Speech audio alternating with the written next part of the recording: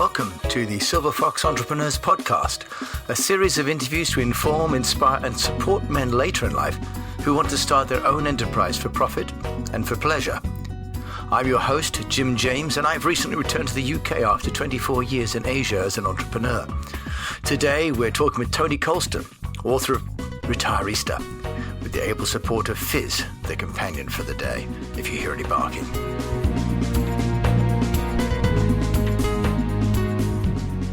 Tony Colston, author of the Retireista Project and owner of a wonderful dog. Tell us a little bit about yourself and the Retireista Project. Well, the Retireista Project is simply a tool to helping people transition from their conventional working life into what's called and known as retirement. And we've basically gone about trying to give people some tools to really get the best out of the best years of their lives. And the Retireista, the word itself was born from the fact that retirement is that was the dog, by the way.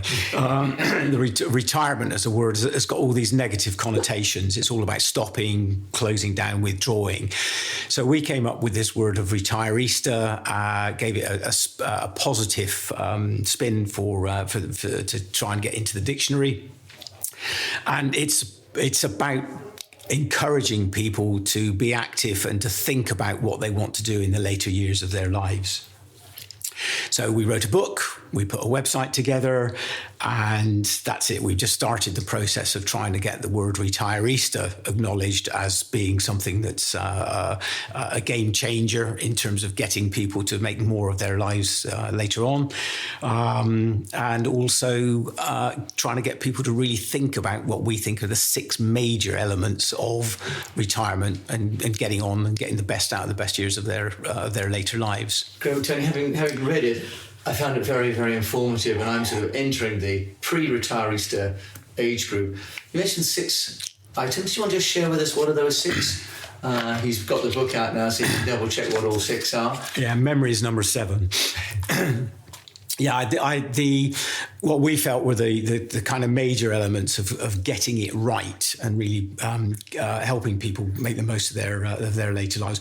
There's home. Where do you want to live? Why do you want to live there? What reasons have you thought about it? Is it to be near the grandchildren? Is it to be near the beach?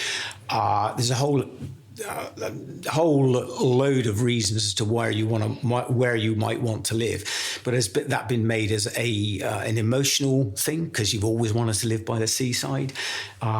Is it made because actually you fancy living by the grandchildren, but what does that entail?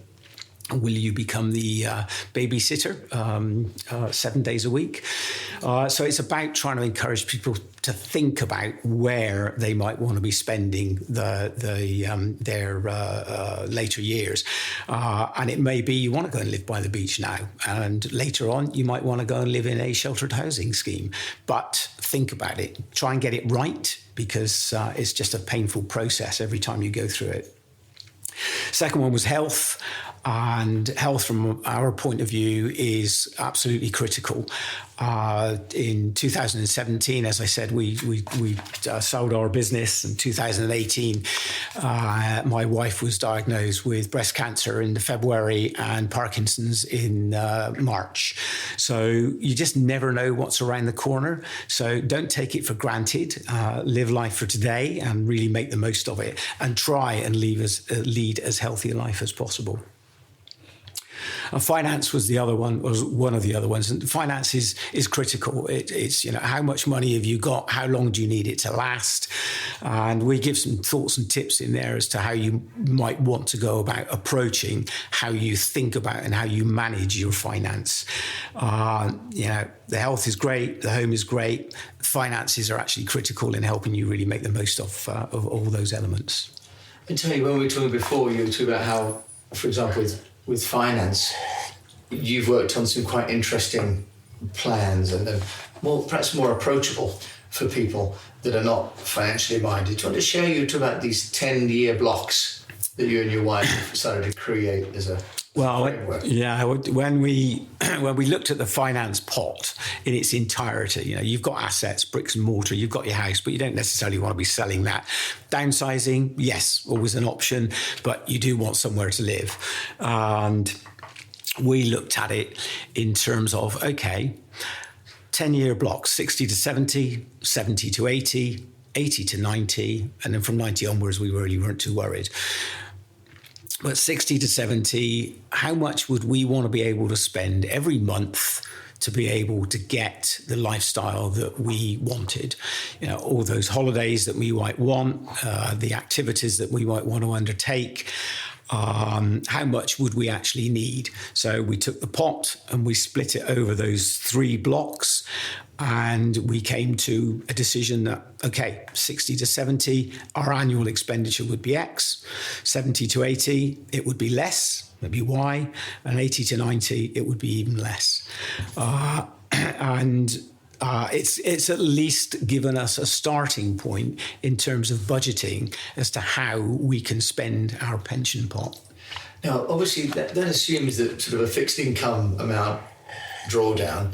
But what about starting your own business later on in life? Because that is also an option. What we're really talking about with Silver Fox entrepreneurs is that it's never too late to start. What's your experience there of people actually starting businesses in retirement? We've talked to a lot of people who have started businesses in retirement. There's a lot of people who are coming into retirement at 50, 55, out of the forces, out of civil service, whatever their conventional working life is. But actually, the opportunity to start your own business, it's just huge. What do you do? How do you do it? What finances are you going to need to do it? Yeah, all really tough questions that you need to answer. And obviously Silver Fox is going about helping people trying to address those situations.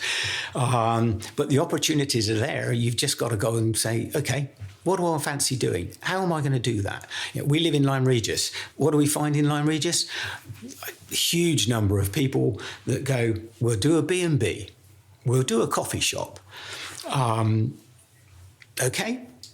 Some people get it right. Some people get it massively wrong.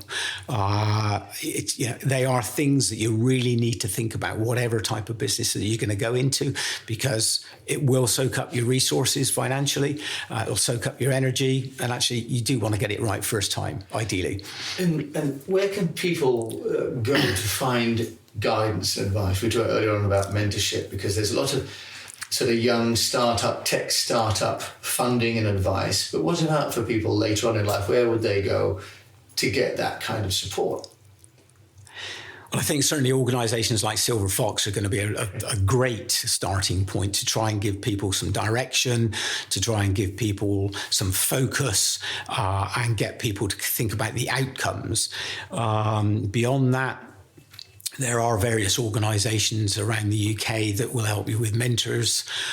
In Dorset, for example, there's an organisation called Dorman who offer mentoring programmes to anyone that's starting up a new business. Doesn't matter whatever age you are, and use the resources that are there to help you develop the ideas that you've got.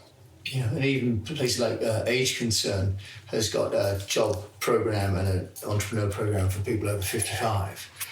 So it does seem as though the government has got more and more interest, and local area authorities have got more interest as well in supporting people. And the Prince's Trust used to have an initiative for older people. You mentioned earlier on that you were doing mentoring. Do you want to share more about how does mentoring work? If someone's out there looking at starting a company, you've obviously had a lifetime of entrepreneurship. Someone's got an idea.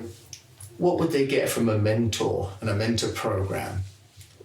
I'll give you an example. I mean, the Dorman, the Dorset mentoring program.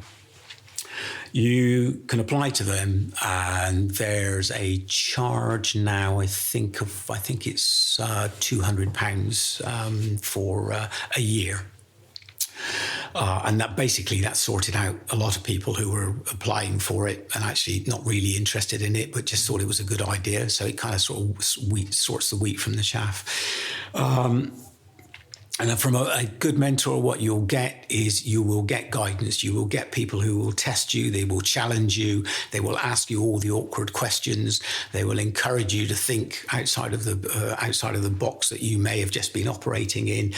And at the end of an hour and a half, or whatever it is, you will have 2 or 3 actions that you will be responsible for looking at and doing until before your next meeting. So it's always results orientated.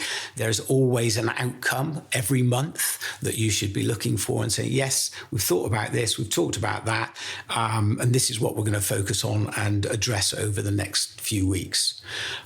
So it's a very focused process to help you develop your ideas. You yourself are an entrepreneur for life. Do you want to maybe share a little bit about what businesses you started and you and your wife have started?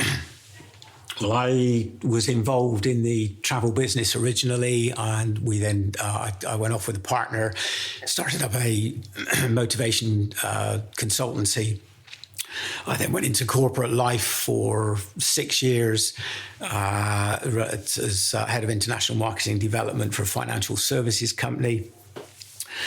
And in, 96, just decided actually I needed to go back out and do my own thing. So I started up another events business, and that didn't go particularly well for the initial few months. We then got involved with helping inventors develop their product. We helped them raise money. We took their products to market. We did that for probably 5 or 6 years alongside running events as well. It was a fascinating time. We learned an awful lot. We raised quite a lot of money. We got some interesting products to market. And then, unfortunately, 2 of the projects that we were working on bombed both within 6 months of each other, and that took us down to a new level of poverty which we hadn't actually previously experienced. So when you start selling your bits around your house to go to via car boot sales so that you can afford to buy food and stuff, that's when it gets interesting. Yeah, and then that's the reality for many entrepreneurs, is it doesn't work at the beginning. Sometimes it doesn't work at all. What were some of the sort of tools or ways of thinking that you use to try and climb back out of that place? Because it can either be a downward slope, a flat, or you've got to start to go up the ascent again, haven't you? Yeah, you've got to keep the positive attitude, because when you are rummaging around the house, what are we going to sell next? And when you get down to, I think we were left with a garden furniture set. 2 green chairs and a green table, a bed and a wardrobe. And that's kind of what we were left with. But you've just got to keep a positive attitude. And at the same time, we were running this events business. It was pretty quiet. Not a lot was happening. But we had faith in it, and we just hustled. We went out there, we knocked on doors, we networked as much as we could. We got one lucky break. And from that one lucky break, we created a business that we ran for the next 15 odd years. And it looked after us very, very well. We traveled all over the world. We had some fantastic events. And it ended up with us buying a restaurant in 2008 in the crash. We were very, very lucky. But it's just don't give up. Just keep hustling. And then let's just talk for a minute about the relationship with your wife, because she's come up a lot and is very important. And for all of us that are entrepreneurs later on and who are married, that relationship is pivotal, really, to the well-being of the family. How did you manage the stress that comes about from running a company that's not doing well? Because relationships, when money's coming in, tend to be fine. But when the money's going out and there are priorities to set and what to sell, for example, can you just talk to us a little bit about how did you and your wife on sort of a daily basis or weekly basis navigate the stress? We were very, very lucky. We are like-minded people. We both have a positive attitude. We both deal with difficult situations in a way that says, it's a problem. We've got to solve it. Just get on and do it. It isn't always about looking about, what if this is going to be a terrible situation? It's about, okay, what's the best we can make of this situation? So from that point of view, I think we were very, very lucky. It's very, very challenging if you are not both of that ilk. Yeah. It only needs one partner to be the glass is half empty versus half full. It can cause some very, very tricky situations. And then in terms of where you're hoping to sort of add value for people with the Retireista Project, do you want to share what would you like to be creating now as part of your legacy? Having built businesses, recreated businesses and recreated your life, where's your vision for the next 5 years? Interesting question. Okay, so the legacy is really from the Retireista Project as a whole, whether it's the book, whether it's the website, it's to get people to think about getting the best out of the best years of their life. And it's giving them some tools and some thoughts on what they might want to think about, how they might want to think about it, what sort of outcomes they want from it. But actually, make the most of it, because this is the later years of your life. You don't know what your health is going to be like. You don't know what your finances are going to be like. You can always, you may have planned as much as you can, but stuff happens. So it's encouraging people to really focus on, yes, I do really want to get the best out of the best years of my life. How do I go about doing it? And I've just got to do it. I don't want to keep talking about it. I don't want to keep thinking, I'll do it tomorrow. You just get on and do it. Tony Colston, a pleasure to have had you with us today. Could you share, if you want to find out more about you and the Retireista, but where can they go? Oh, thanks, Jim. I really appreciate the opportunity to talk to you today.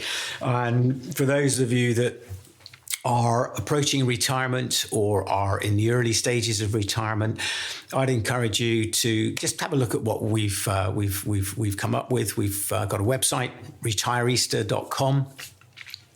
We've got a book which is available on the website and on Amazon, The Retireista Project. Yes, it does say on the front cover, the must-read practical guide for men wanting to get the best out of the best years of their lives. Don't be misled by that. The ideal is that my wife will be writing a book about women wanting the best years out of their lives. The help, the guidance, the tips in here apply basically to everyone. It's just that actually men are probably slightly worse at getting themselves organised later in the later part of their lives than women, mainly because women are just much more skilled at being multitasking and doing 100 jobs at once as opposed to the men. So yes, buy the book, go visit the website. What's coming on the website will be podcasts, talking about people who've been in various situations, so that you've got some tips, some guidance, some experience from people that have either started their own businesses or have been through the hoops. Videos will also be coming. So it's early days from our point of view in terms of the business.